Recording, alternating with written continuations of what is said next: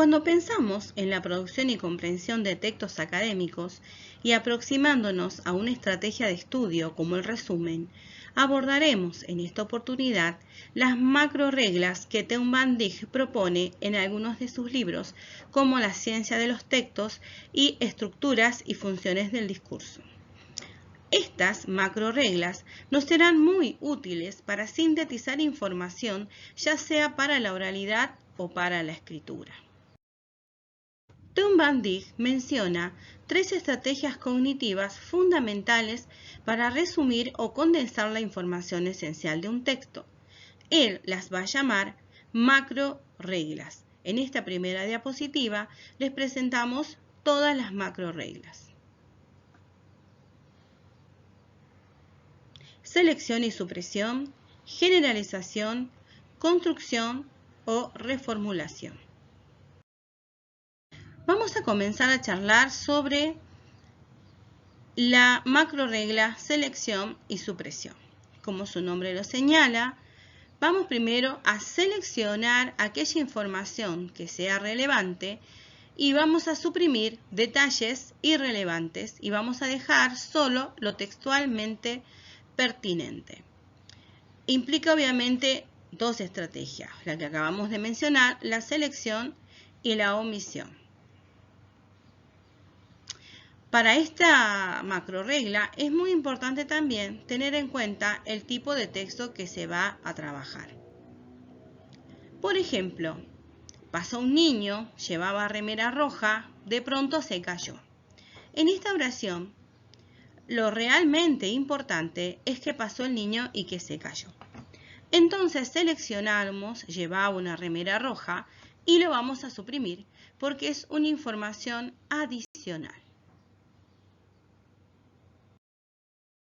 Ahora vamos a abordar la macro regla de la generalización, que consiste en encontrar una categoría general que agrupe elementos, es decir, la sustitución de una serie de conceptos de una misma clase por uno más general que va a definir a un conjunto acabado. Esta macro regla exige un proceso de abstracción.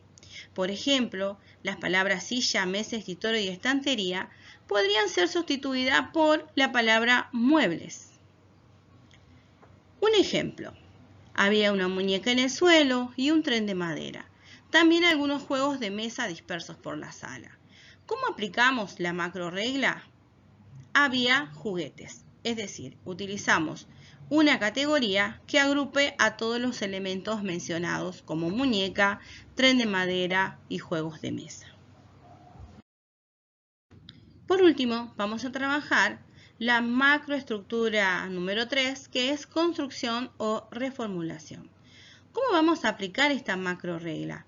Vamos a integrar la información seleccionada para producir un nuevo texto que sea coherente, que tenga cohesión y coherencia. Por ejemplo, fui a la estación, compré un pasaje, me acerqué al andén, subí al tren y el tren partió. ¿Cómo hacemos para todas estas ideas resumirlas en una idea general o reformularla o construir una nueva idea?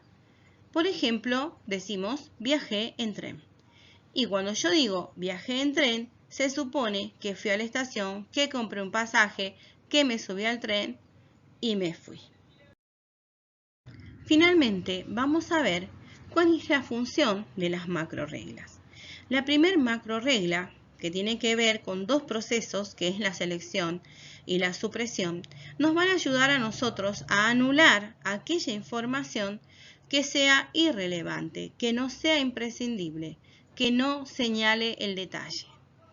En cambio, las otras 2, las de generalización y la de construcción, nos van a permitir a nosotros sustituir aquellos elementos generales por otros más específicos. O al revés, sustituir aquellos elementos específicos por otros elementos generales. Y a la vez nos van a permitir poder construir o reformular lo que uno ha leído.